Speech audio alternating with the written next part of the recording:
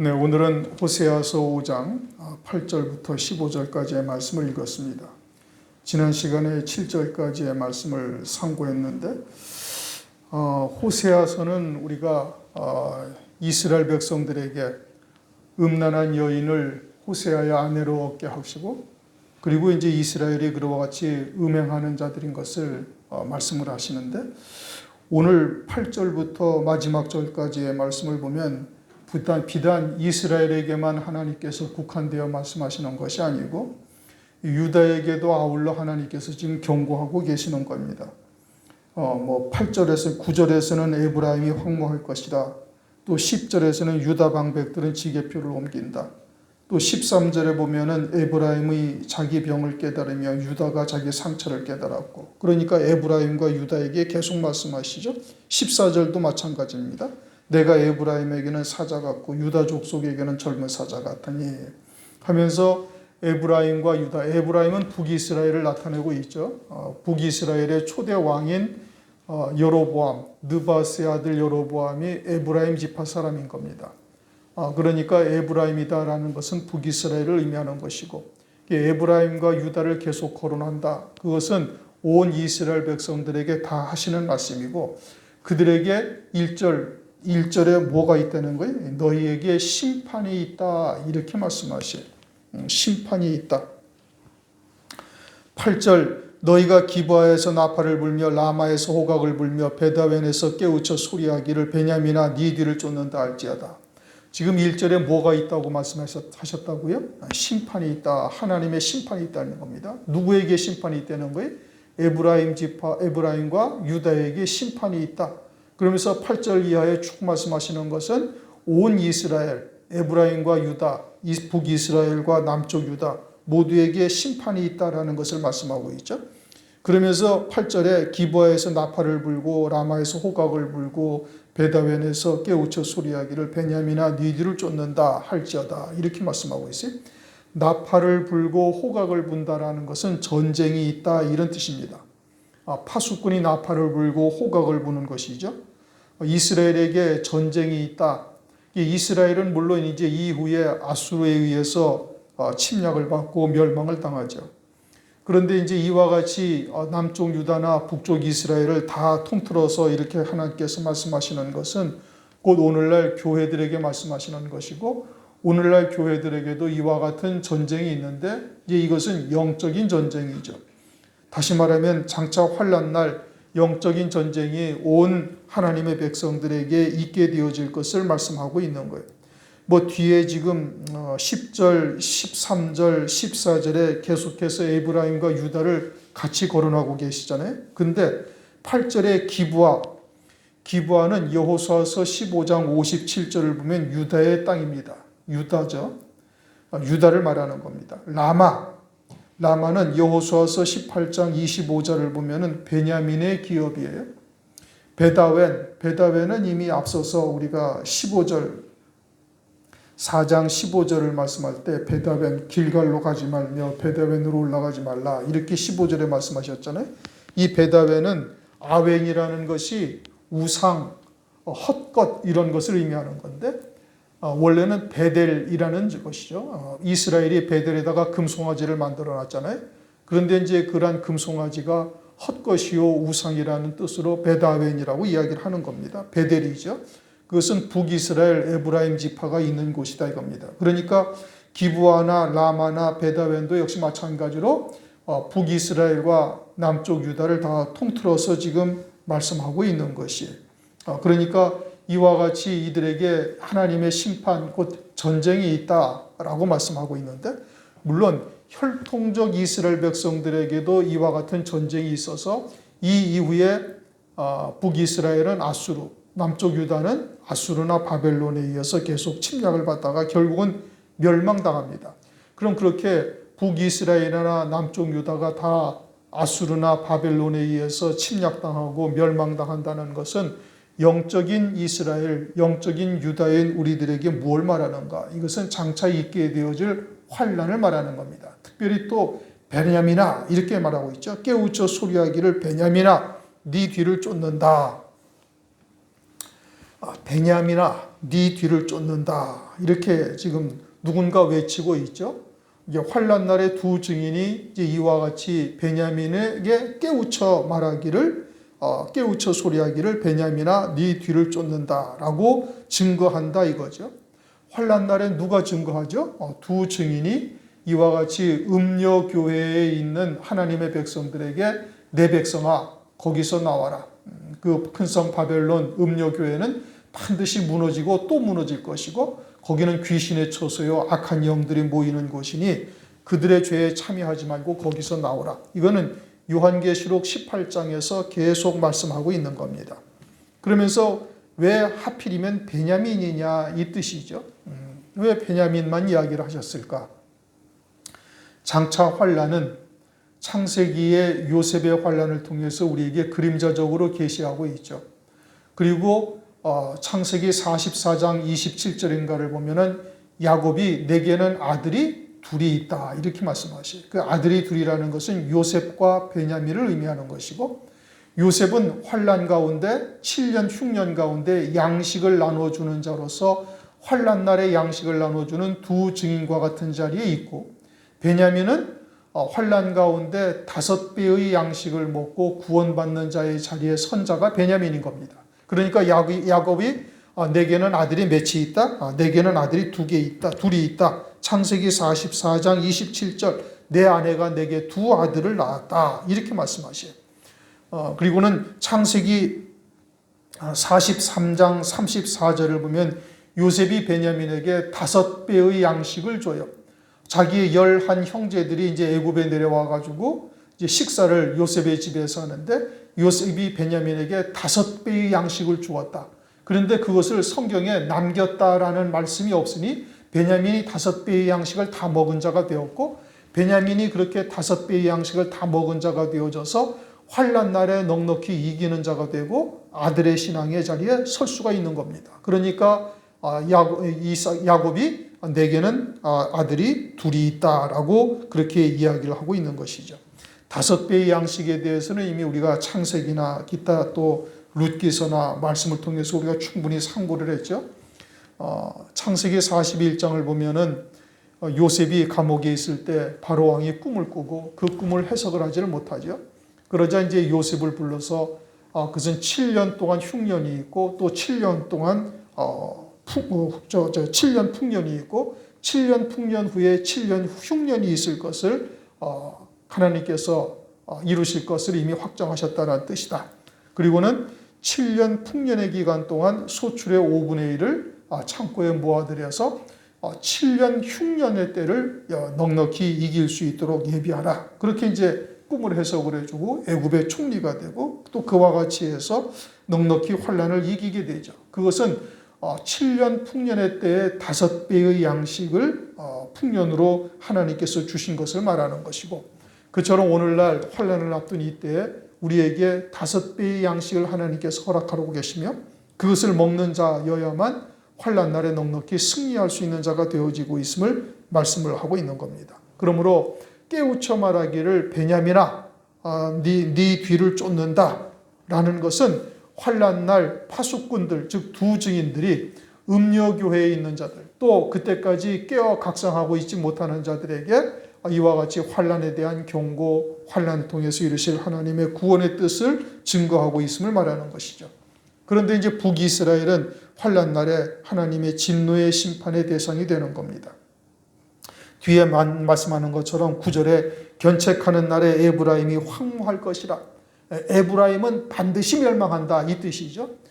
에브라임 지파는 금송아지를 섬기는 자들이고 그들은 오늘날 세상에 속한 말로 세상에 속한 것에 신앙의 목적을 두고 있고 그와 같은 것을 통해서 하나님이 함께 하신다라고 스스로를 생각하면서 그러한 말씀으로 살고 있는 자들을 말하는 겁니다. 사람의 계명이요 세속적인 신앙이죠. 이들은 오늘날 환난을 당하지 아니하리라. 마치 유다 말기에 거짓 종들이 재앙이 임하지 아니하리라 환난이 임하지 아니하리라 하다가 바벨론에 멸망당한 것처럼 오늘날도 이들은 똑같이 교회는 환난을 당하지 아니하고 세상에 환난을 당한다라고 주장을 하며 교회는 환난 전에 휴거가 된다든지 또는 주님이 재림하시면 그냥 그대로 다 끌려 올라가고 세상만이 심판을 받는다라는 터무니없는 이야기로 이제 이야기에 미혹되어져서 그것으로 지금 쫓아가고 있는 자들이죠. 이와 같이 오늘날 교회가 대부분 그러한데, 그러할 때 두 증인들이 이제 등장을 해서 그들이 호각을 불며 또 나팔을 불며 그리고는 깨우쳐 말하기를 베냐민아 네 뒤를 쫓는다. 베냐민과 같은 신앙의 정절을 지키는 자들에게 하나님께서 그들을 통해 두 증인을 통해서 깨우쳐 돌이키게 하는 역사를 이루게 될 것을 우리에게 계시하고 있는 겁니다. 9절 견책하는 날에 에브라임이 황무할 것이라. 내가 이스라엘 지파 중에 필연 있을 일을 보였노라. 견책하는 날, 하나님의 진노의 때죠. 그래 에브라임이 황무하다. 북이스라엘과 같이 베델에 금송아지를 만들어 놓고 섬기고 있던 자들의 신앙이 그들은 황무해질 것이다. 그냥 아무 열매 없는 자들이 될 것이다. 하나님께서는 그들에게 후 3년 반 진노의 대접을 쏟아 부으시죠. 그러면서 내가 이스라엘 지파 중에 필연 있을 일을 보여노라. 그것은 반드시 있을 일이다 이겁니다. 큰 성 바벨론이 무너질 것이다 라는 것은 요한계시록 14장, 요한계시록 18장에서 계속 말씀하셨어요. 그것도 무너졌도다. 요한계시록 18장을 보면 그렇게 말씀하셔요. 이미 과거에 완료가 되어 이제 시제라고 그러죠. 그 말씀의 시제가 과거 완료형입니다. 무너졌도다. 그들은 이 땅에서도 완전히 무너졌도다. 그 이제 끝나버린 것이죠. 그 이제 번복하거나 그것을 다시 바꿀 수 있는 저것이 전혀 없는 거예요. 그러므로 하나님께서 그들을 갖다가 완전히 무너뜨리게 되어질 것을 말씀하고 있는 것이죠. 그러면서 이스라엘 지파 중에 필연 있을 일이다. 교회 가운데 이같이 멸망의 길을 가는 자들이 반드시 있을 것이다 라고 지금 말씀하고 있는 겁니다. 그런데 일반적으로 알기는 교회는 구원받고 세상은 멸망당한다라고 생각을 하잖아요. 그거는 성경의 이와 같은 말씀을 완전히 부정하는 겁니다. 지금 9절을 다시 한번 읽어보십시다. 견책하는 날이 뭐라고요? 하나님의 심판의 때인 겁니다. 그럼 오늘날 우리들에게는 환난 날이죠. 그때 에브라임이 황무할 것이라. 즉 북이스라엘과 같이 금송아지를 섬기는 자들은 반드시 멸망이다. 그리고 이스라엘 지파 중에 필연 있을 일을 보이니라. 그러니까 하나님의 백성들에게 그와 같이 황무하게 되어지고 하나님의 진노의 심판이 있을 것이라는 것은 필연적으로 있을 일이다 이 뜻인 겁니다. 그런데 일반적으로 오늘날 교회가 그렇게 이야기를 하는 곳이 있어요? 거의 없습니다. 교회는 구원받고 세상은 멸망당한다라고 주장하고 있죠. 그것은 성경의 말씀과 전혀 맞지 않는 거예요. 오늘 이 호세아서 5장 9절 말씀과도 전혀 대치가 되는 겁니다. 환난은 하나님의 백성들을 심판하시기 위해서 두신 겁니다. 또 신앙의 정절을 지키는 자들은 그 환난을 통해서 성도로서는 최고의 영광에 이르게 하기 위해서 환난을 두신 거예요. 그러니 이와 같은 환난은 교회를 위해서 두신 것이지 교회는 구원받고 세상은 심판받는 이와 같은 것을 위해서 두신 것이 아니다 이겁니다. 10절 이제 유다 방백들에 대해서 말씀합니다. 유다 방백들은 지게표를 옮기는 자 같으니 내가 나의 진노를 저희에게 물같이 부으리라. 유다는 다윗의 기업이 있는 곳이죠.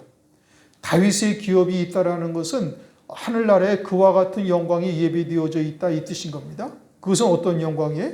다윗에게 영원한 위를 약속하신 거예요. 오늘날 우리들에게 하나님께서 약속하신 것이 뭐죠? 이 영원한 왕위에 대한 언약을 이제 그리스도의 나라에서 우리에게 주실 것을 하나님께서 약속하고 계시잖아요. 그런데 그 지게표를 옮긴다 이 뜻이죠. 지게표라는 것은 이스라엘 백성들이 가나안 땅에 들어갔을 때 이제 여호수아를 통해서 각 지파별로 각 가족별로 땅을 다 분배해서 나눠준 겁니다. 그리고 그 지게표는 절대 옮기지 못하게 했어요. 혹시 가세가 기울어서 그것을 팔았다 그러면은 희년이 돌아오면 원래의 주인에게로 다 돌아오게 한 겁니다. 그렇게 지게표는 절대 옮겨지지 아니하는 거예요. 그러면 하나님께서 그 지게표를 두시고 지게표를 옮기지 못하게 하셨고 특히 신명기 27장 17절을 보면 지게표를 옮기는 자에게 저주가 임할지어다. 그래서 이스라엘 백성들은 아멘, 아멘 하고 그것에 다 동의를 한 거예요. 그런데 유다족 방백들이 어떻게 한다고요? 지게표를 옮긴다 이겁니다. 다시 말하면 하늘에 예비하신 기업에 대한 지게표를 옮기지 못하게 하신 것은 하늘나라에 하나님께서 예비하신 영광을 반드시 그 택한 자들에게 그대로 이루실 것에 대한 보장이죠. 하나님은 신실하시니까 하나님께서는 언약하신 대로 그와 같은 하늘에 예비하신 기업을 반드시 그 백성들에게 이루시는 하나님이시다. 이것을 이스라엘 백성들로 하여금 절대 잊지 않도록 하시기 위해서 지게표를 옮기지 않게 하신 거예요. 그런데 유다 방백들이 지게표를 옮긴다? 지금 유다가 계속해서 책망받고 있죠. 무엇 때문에 책망받아요? 유다가 우상을 섬기는 겁니다. 왜 우상을 섬겨요? 그들이 보니 이스라엘 백성들이 훨씬 자기들보다 부강한 나라고 군사력도 강하고 이렇단 말이에요. 그런데 이스라엘 백성들은 베델에다가 금송아지를 만들어 놓고 그걸 섬기고 있는 거예요. 그리고는 또 이제 우상들을 다른 우상들도 함께 섬기고 있죠. 아합의 때는 바알과 아세라 목상을 갖다가 섬기기도 하고 온갖 우상들을 섬기는데도 불구하고 남쪽 유다보다 항상 부강하고 군사력도 강하고 그러니 저들도 하나님의 백성이요 아브라함의 자손이요 율법을 가지고 있는 자들인데 저들이 저렇게 부강한 이유는 그들이 섬기는 하나님이 진짜 하나님이기 때문이다 라고 생각을 하고 그와 같이 우상 숭배를 한다 이겁니다. 다시 말하면 오늘날 예수를 믿으면서도 세상에서 복받는 자들을 바라보고 그처럼 세속적인 신앙관에 흡수되어져서 그와 같이 혼잡한 말씀으로 쫓아가고 있는 거예요. 예전에도 말씀드린 것처럼 오래전에는 장로교의 설교 내용이 순복음이나 감리교의 내용과 완전히 달랐어요. 그러니까 장로교 다니던 사람들은 다른 곳에 가지를 못하고 장로교를 갔고 감리교에 다니던 사람들은 이사를 가도 또 감리교회를 다니고 이랬던 겁니다. 그런데 오늘날은 전혀 그렇지 아니에요. 그냥 말씀이 다 뒤섞여져 가지고 장로교나 순복음이나 감리교나 선결교나 다 그냥 세속적이고 인본적인 말씀으로 다 변질이 되어진 겁니다. 이게 유다가 북이스라엘의 우상을 쫓아가서 섬기고 그들과 교제를 하고 그들의 부강함을 부러워하면서 한 일이에요. 그래서 하늘에 예비된 영광을 불태워버리고 다 세상에 속한 자들로 전락하게 만들고 있다 이 뜻인 겁니다. 유다의 방백들은 지게표를 옮기는 자와 같으니 내가 나의 진노를 저희에게 물같이 부으리라. 그와 같은 행위를 하는 자들에게 하나님께서 어떻게 하시겠다는 거예요? 진노의 심판을 하나님께서 하시겠다.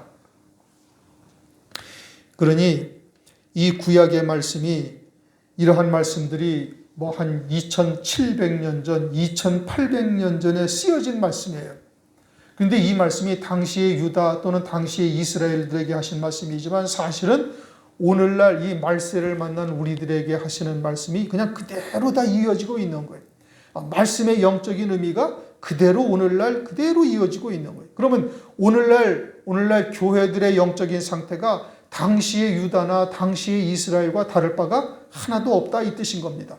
더 거슬러 올라가면은 사사기 때도 다를 바가 없고 열왕 시대에 이러하니 사사기 때도 다를 바가 없고 더 거슬러 올라가면은 광야의 이스라엘 백성들이나 오늘날 교회가 다르지 아니하고 더 거슬러 올라가면 노아의 때나 소돔과 고모라 롯의 때와도 다르지가 않다 이 뜻인 겁니다. 그 영적인 맥이 그대로 흐르고 있는 겁니다. 그러니까 하나님의 말씀이 오늘날 교회들에게 이와 같이 아주 정확하게 아주 기가 막히게 우리들에게 비수를 꽂듯이 하나님의 말씀이 아주 날선 검보다 더 예리해서 오늘날 우리들에게 그와 같이 임하게 되는 겁니다. 11절 에브라임은 사람 명령 쫓기를 좋아하므로 학대를 받고 재판에 압제를 당하는 심판의 대상이다 이 뜻인 겁니다. 그런데 뭘 쫓는다고요? 사람의 명령. 사람의 명령을 쫓는다? 이건 사람의 사상, 사람의 계명을 쫓기를 좋아한다 이 뜻인 겁니다.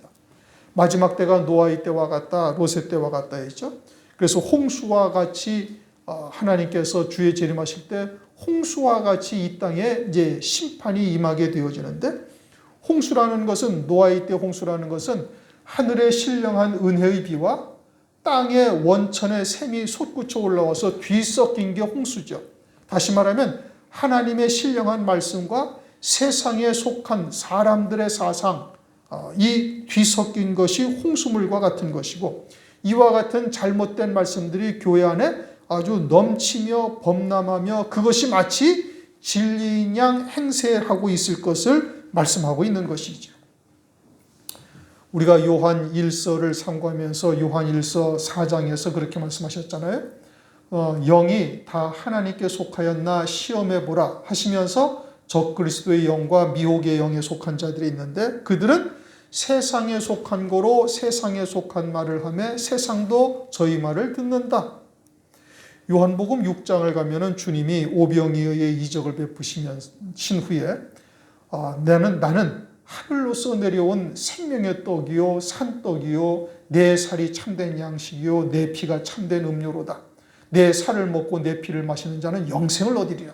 이렇게 얘기를 하니까 그 오병이어의 이적을 통해서 떡을 먹고 배부른 자들이 도대체 이 말씀은 어려워서 듣지 못하겠다고 하나둘씩 다 떠나요. 그것을 요한복음 6장 27절에 뭐라고 말씀하시는 거 아니?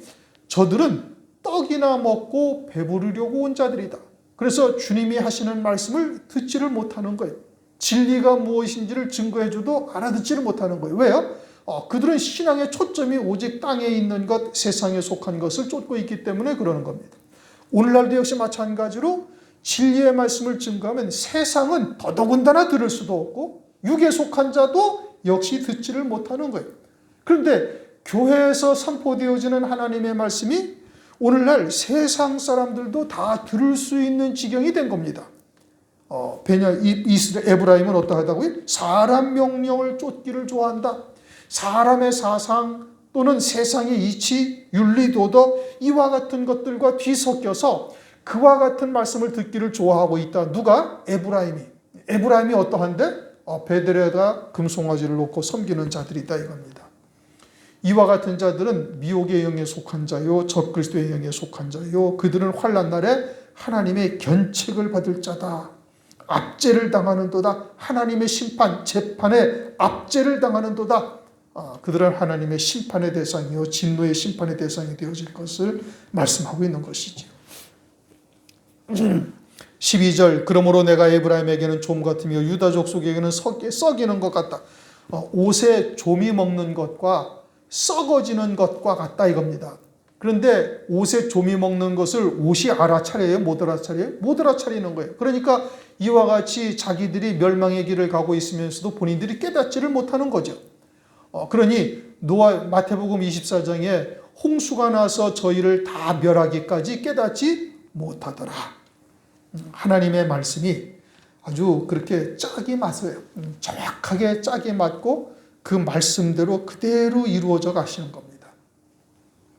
13절 에브라임이 자기 병을 깨달으며 유다가 자기의 상처를 깨달았고, 에브라임은 병이 났고 유다는 상처를 입고 있다 이 뜻이죠. 상처를 입었다라는 것은 아직 병까지 더 진전되지는 않은 거예요. 그러니까 에브라임은 더 큰 중한 하나님 앞에 중한 죄를 지금 범하고 있고, 유다도 그와 같이 하나님으로부터 얻어맞고 터지고 있고 있는데 그렇게 하고 있는데 본인들이 그것을 어떻게 했다는 거예요? 깨달았고 에브라임은 아수르. 그래서 이제 본인들이 무언가 잘못되었다라는 것을 깨달았고 어디로 가요? 아수르로 가서 야렙 왕에게 사람을 보내었으나 저가 능히 너희를 고치지 못하겠고 너희 상처를 낫게 하지 못하리라. 아수르로 가서 무언가 해결책을 찾아보려고 하는데 거기에서 돌이킬 수 없는 자가 되어진다 이겁니다. 고치지 못하고 너희 상처를 낫게 하지 못하리라. 에브라임은 금송아지를 섬기고 있잖아요. 우상 숭배의 패역함이에요. 그것을 남쪽의 유다가 처음에 그걸 모르는 것이 아니라 다 아는 겁니다. 왜요? 자기들이 예루살렘 성전에서 하나님을 섬기며 율법을 쫓아서 제사장을 통해서 하나님을 섬기고 율법을 따라서 제사와 예물을 드리고 있는데 북쪽의 이스라엘 백성들은 레위 지파도 폐해버리고 하나님의 절기도 폐하고 그리고는 금송아지를 만들어 놓고 그것을 하나님이라고 섬기고 있으니 처음에는 그게 잘못되었다는 것을 알고 있는 거예요. 그런데 날이 갈수록 북쪽의 이스라엘은 부강한 나라가 되어지고 남쪽이 감히 넘볼 수 없는 자가 되어지니까 이제 마음이 움직이기 시작하는 겁니다. 세상에 속한 것에 의해서 결국은 망하는 길로 빠지게 되어진 것이죠. 나중에는 유다 왕도 아수르에 가가지고 아수르에 가서 아수르의 신전을 제단을 보고 그것을 유다 성전에다가 딱 세웁니다. 열왕기하 16장 10절. 아하스 왕이 아수르 왕 디글랏 빌레셀을 만나러 다메섹에 갔다가 거기 있는 단을 보고 드디어 그 구조와 제도와 식양을 그려 제사장 우리야에게 보냈더니 아수르의 강성함을 보고 다메섹의 우상의 단을 그려서 제사장에게 주어서 하나님의 성전에서 그것을 만들게 합니다. 그리고는 거기에다가 제물을 드리고 우상을 섬기는 자들로 바뀌어진 거예요. 그러니까 북쪽의 이스라엘이나 남쪽의 유다나 다 그와 같이 세상의 강성함을 보고 그들의 섬기는 신을 쫓아서 우상 숭배를 했다 이겁니다. 자기들이 병든 것을 알고 있음에도 불구하고 그렇게 아수르에 가서 우상을 섬김으로 그들의 병이 치료받지 못하였다 이 뜻입니다. 야렙 왕이라고 이렇게 기록을 해놓는데 아수르의 나라에는 야렙 왕이라는 사람이 없어요. 그럼 야렙 왕이라는 것이 뭐냐? 그것은 싸움의 왕, 전쟁의 왕 이런 뜻인 겁니다. 즉 아수르에 있는 야렙 왕에게 사람을 보내었다라는 것은 아수르와 전쟁을 했다 이 뜻인 겁니다. 그렇게 해서 북쪽의 이스라엘은 망했죠. 남쪽의 유다도 침략을 당해가지고 아하스 왕이 그냥 성전 벽이나 또는 성전의 대문이나 문짝이나 왕궁에 있는 벽에 발랐던 금을 다 긁어가지고 이 아수르 왕에게 조공을 바치고 나는 아수르 왕의 신하입니다. 당신의 아들입니다. 이렇게까지 고백을 합니다. 문제가 심각하죠. 신앙의 정절을 다 팔아먹게 된 거예요. 그렇게 해서 아수르에게 갔으나 상처가 낫지 못한다. 그것으로 인해서 돌이켜 회개하는 역사를 이루지 못한다 이겁니다. 그런즉 환난날 하나님의 진노의 심판 때 하나님의 진노의 심판인 것을 알면서도 회개를 못하는 거예요.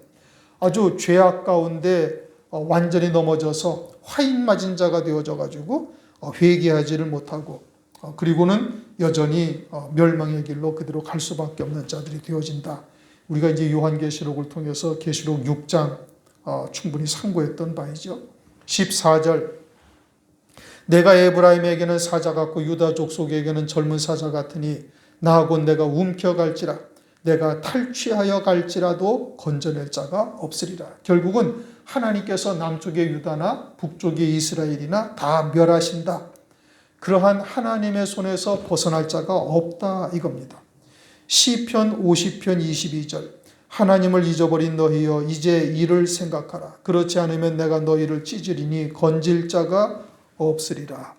하나님을 잊어버린 자는 하나님께서 찢으시니 건질 자가 없으리라. 그러니까 15절 16장을 보면은 유다 백성들에게 하나님께서 이스라엘 백성들에게 뭐라고 말씀하시? 오라 우리가 여호와께로 돌아가자. 여호와께서 우리를 찢으셨으나 도로 낫게 하실 것이요. 하나님께서 이스라엘 백성들과 유다를 찢으셨다 말씀하고 있죠. 그것은 오늘날 교회에게도 동일하게 말씀하고 있는 겁니다. 구약의 성경은 오늘날 교회들에게도 그대로 말씀하고 있는 것이죠. 우리 역시 하나님을 버리고 또 거듭된 경고에도 불구하고 하나님을 떠나게 되면 이들과 같이 하나님의 진노의 심판의 대상이 된다라는 것을 말씀하시고 하나님께서 사자와 같이 또 젊은 사자와 같이 하나님께서 움켜 탈취해 가시겠다. 찢어버리시겠다. 그러면 그 손에서 건져낼 자가 없다라고 말씀하고 있는 겁니다. 환난 날에 적그리스도의 환난을 통해서 오늘날 이 말세를 사는 우리들이 어떠한 신앙생활을 했는가를 환난을 통해서 극명하게 드러내시고 그리고 그에 합당한 하나님의 심판이 반드시 있다 이겁니다. 그 멀지 않은 시간에 그와 같은 하나님의 심판이 있을 것이니 우리가 억울해할 일도 없고 오직 그날을 바라보면서 믿음으로 나아가야 되는 것이죠. 15절 다 같이 한번 읽어보십시다. 내가 내 곳으로 돌아가서 저희가 그 죄를 뉘우치고 내 얼굴을 구하기까지 기다리리라. 이제 여기까지입니다. 이제 저희가 고난을 받을 때 나를 간절히 구하여 이르기를 오라 우리가 여호와께로 돌아가자. 이제 그 말씀은 6장에 이어진 말씀이죠. 그러니까 내가 내 곳으로 돌아가서 저희가 그 죄를 뉘우치고 내 얼굴을 구하기까지 기다리라. 언제 그러하신다는 거예요? 하나님께서 이스라엘 백성들을 움키고 다 찢어버리시고 유다도 역시 마찬가지고 그런 후에 하나님이 자기의 곳으로 돌아가서 저희가 그 죄를 뉘우치고 내 얼굴을 구하기까지 기다리리라 라고 말씀하고 있는 겁니다. 하나님을 구할 때까지 기다리시리라. 그 고난을 통해서 저들을 하나님께로 돌이키게 하시겠다 이 뜻이죠. 결국은 이 말씀대로 하나님께서 이스라엘을 찢으셨어요. 기원전 BC 722년 아수르에 의해서 멸망하게 하셨고 그로부터 약 또 140년쯤 지난 다음에 기원전 586년 남쪽의 유다는 바벨론에 의해서 멸망시키십니다. 예루살렘 성전이 파기되고 성전에 있던 기명들이 다 바벨론 신전으로 옮겨지게 되어지고 유다 백성들은 포로로 바벨론에 잡혀가게 되죠. 그 후에 70년 포로 생활이 지난 다음에 예루살렘으로 돌아오긴 하지만 그것으로 이스라엘 백성들에게 유다 백성들에게 구원이 된 것은 아닌 겁니다. 하나님께서는 이를 통해서 메시아를 보내실 것이고 그 메시아를 통해서 구원을 이루신다고 하나님께서 언약을 하셨죠. 그러면은 오신 그리스도를 영접하여야 될 터인데 유다 백성들이 오신 그리스도를 도리어 예수 하나님의 이름으로 십자가에 못 박아 죽여요. 그래가지고 주님을 십자가에 못 박은 지 약 한 40여 년 지난 서기 70년 로마의 티투스 장군에 의해서 돌 위에 돌 하나도 남지 않는 아주 철저한 멸망을 유대인들이 당하게 됩니다. 그리고서는 아직까지도 유대인들이 예수님을 영접지 아니하고 있죠. 그러는 와중에 1948년 이스라엘이 독립을 하고 1967년 6.1 전쟁이라는 전쟁을 통해서 예루살렘 성전을 회복합니다. 그런데 이스라엘이라는 나라가 거의 한 2000년 가까이 사라지는 기간 동안에 서기 한 650년경 오마르 사원이라는 회교도 사원이 예루살렘 성전이 있던 곳에 세워지게 되어져 있죠. 그래서 오늘날 이스라엘 백성들이 그저 이러지도 못하고 저러지도 못하고 그저 바라만 보고 있어요. 그러면서 성전을 지을 모든 재료를 준비하고 제사장들을 준비하고 그렇게 있습니다. 그런데 이제 뒤에 다음에 상고할 호세아서 6장을 보면은 이틀 후에 살리시고 이제 2절을 한번 보실까요? 호세아서 6장 2절 여호와께서 이틀 후에 우리를 살리시며 제3일에 우리를 일으키시리니 우리가 그 앞에서 살리라. 하나님께서 어떻게 하신다는 거예요? 유대인들을 다시 일으키시고 살리시겠다 이겁니다. 하나님께서 자기 곳으로 돌아가서 저희가 그 죄를 뉘우치고 지금 15절 말씀이 그거죠. 저희가 그 죄를 뉘우치고 내 얼굴을 구하기까지 기다리시리라고 말씀하시고 이틀 후에 이스라엘을 살리시고 제3일에 그들을 일으키셔서 하나님 앞에 서게 하리라. 그러니까 제3일에는 하나님 앞에 온전한 자로 서게 한다라는 것은 예수를 그리스도로 영접하게 하신다 이 뜻인 겁니다. 그리고서는 이틀이 지나서 지금 이스라엘 백성들이 1948년도에 독립을 한 거예요. 독립을 하고 지금 이제 이스라엘 백성들이 그와 같이 하나님의 성전을 지을 수 있는 모든 준비를 마치고 그러고 있는 것이죠. 그런데 다니엘서 9장을 보면 하나님께서 70일이라는 기한을 하나님께서 이스라엘 백성들에게 말씀하십니다.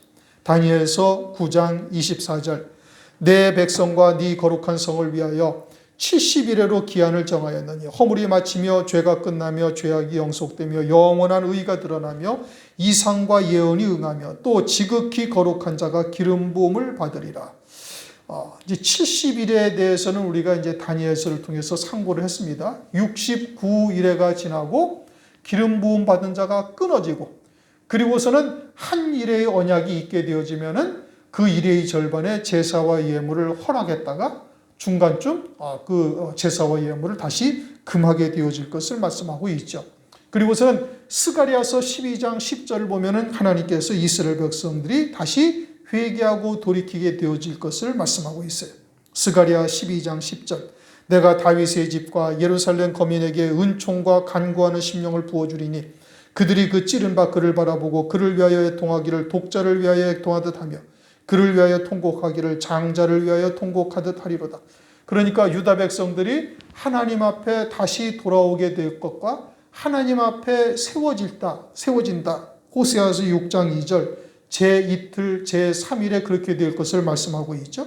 그렇게 해서 1948년 이스라엘이 독립을 하였고 우리가 요한계시록을 상고한 바와 같이 이제 한 일의 언약이 이행이 되면은, 다시 말하면 적그리스도의 7년 환란이 시작이 되어지면은, 그러면은 그 환란 가운데 이제 이방인의 구원이 완전히 끝나게 되어지고, 이방인의 구원이 끝난 뒤에 유대인들이 회개하여 돌이키게 되어질 것을 우리가 상고했죠. 이건 계시록 11장 15절인가에 나오는 장면인 겁니다.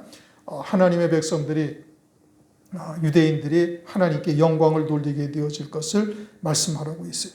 그러므로 이와 같이 유대인들이 다시 회복이 되어질 것을 성경에서 말씀을 하고 있죠. 그러므로 이 호세아서가 비록 지금부터 한 2700년 전, 즉 구약의 때에 쓰여진 말씀이지만 이 말씀이 지금 어디에 초점을 맞추고 있어요? 주의 재림과 환란의 때, 그리고 그때 유대인들이 다시 돌아오게 되어질 때를 지금 계시하고 있는 겁니다. 오늘날 교회들에게 하시는 말씀인 것이죠. 이와 같이 하나님의 말씀이 시간을 초월해서 오늘날 우리들에게 그대로 적용되고 있음을 말씀하고 있는 거예요. 그러므로 말세를 만난 우리들이 이제 우리들에게 깨어있게 하시기 위해서 이와 같은 말씀을 주신 겁니다. 오늘날 마지막 때가 노아의 때와 같다고 말씀하신 것처럼, 이처럼 사람의 계명이나 혼잡게 한 말씀들이 범람하고 있는 이때에 이러한 하나님의 말씀이 성취되어질 것을 우리가 바라보면서, 그리고 시대의 표적을 통해서 그 때가 아주 임박해 있다는 것을 우리가 말씀을 통해서 깨닫게 되어졌다면, 그러면 베냐민아 깨우쳐 말씀하시기를, 베냐민아 네 뒤를 쫓는다. 뭐가 쫓는다는 거예요? 이제 하나님의 심판의 때가 곧 다가온다 라고 지금 경고하시는 것이죠. 시대의 표적을 보고 그때가 되었다라는 것을 우리가 깨닫는다면 더욱 깨어 경성하면서 이 날을 바라보고 믿음으로 끝까지 남은 자가 되어야 할 것을 우리에게 경계하고 계시는 겁니다. 우리가 그와 같은 믿음의 자리에 굳게 서서 하나님께서 우리에게 베풀어 주신 은혜가 헛되지 아니하도록 위에서 많이 기도하시고, 또 그와 같은 은총을 안에서 열매 맺는 우리 모두가 되시길 주의 이름으로 축원합니다. 기도하겠습니다. 하나님 감사합니다.